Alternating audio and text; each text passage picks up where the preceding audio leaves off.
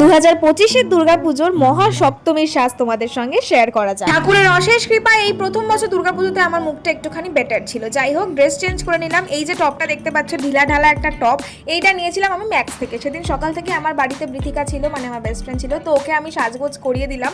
তারপরে আমি রেডি হতে বসেছিলাম, বাট রেডি হওয়ার আগেই আমার বোন আমার পা ধরে শুরু করে দিয়েছে বায়না যে দিদি তুই আমাকেও সাজিয়ে দে, কারণ ওর যত স্পেশাল লোকেশন থাকে সব আমাকে সাজিয়ে দিতে হবে, এটা হচ্ছে ওর বায়না। সেই দিনকে আমরা বরানগরের ঠাকুরগুলোই দেখেছিলাম, আমি, প্রীতি দিদি, কুটি, আমার বোন আর বৃথিকা, আমরা 5 জন মিলে বেরিয়েছিলাম সেদিনকে ঠাকুরগুলো দেখবো বলে। এদিকে আমার সুন্দরী দিদি একদম রেডি হয়ে আমার ক্যামেরাতে দেখে নিল ওকে কিরম লাগছে দেখতে।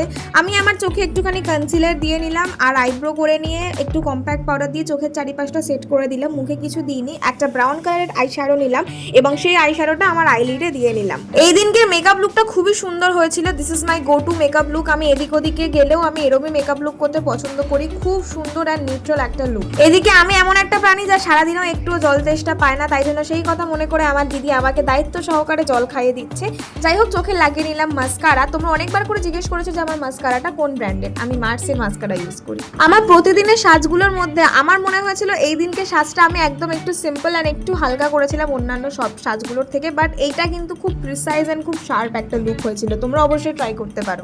This was my earring which I bought from Pantaloons and this is my hairstyle and this is my final look. সাথে আমি বৃথিকাকেও সাজিয়ে দিয়েছিলাম, তো ওকেও কিরম লাগছে অবশ্যই কমেন্ট করে জানাতে কিন্তু ভুলবে না। না, টুইনিং তো হয়ে উঠতে পারিনি কারণ আমরা দুজনে একেবারে ডিসকাস করে ড্রেস পরিনি, বাট আমার এই লুকটা কিন্তু ভীষণ ভালো লেগেছে। সেদিনের আউটিংটাও খুব সুন্দর ছিল। তোমাদের সঙ্গে পরবর্তী শর্টসে সেদিনকে ব্লগটা অবশ্যই শেয়ার করবো।